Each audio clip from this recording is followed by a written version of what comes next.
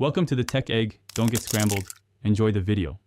You begin by verifying your domain and claiming the site. This proves ownership and prevents disapproval. Once done, upload a primary product feed immediately. Use CSV, XML, or Content API, so Merchant Center can evaluate items. Make sure to set country, currency, shipping, and tax defaults now because those values determine eligibility and price accuracy. If you have variants, include GTIN, MPN, or brand to reduce warnings. These steps create a clean foundation and avoid common automatic suspensions.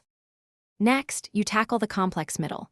Diagnose item-level errors in diagnostics and prioritize disapprovals. Missing ID or price mismatches often block visibility. Then review policy violations, remove or edit restricted products, and correct misleading descriptions so you comply.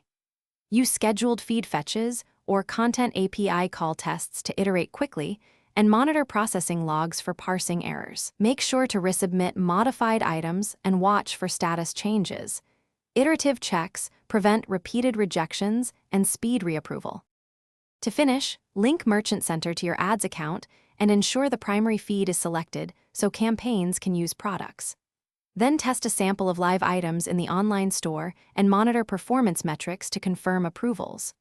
Audit users and API access to prevent accidental changes.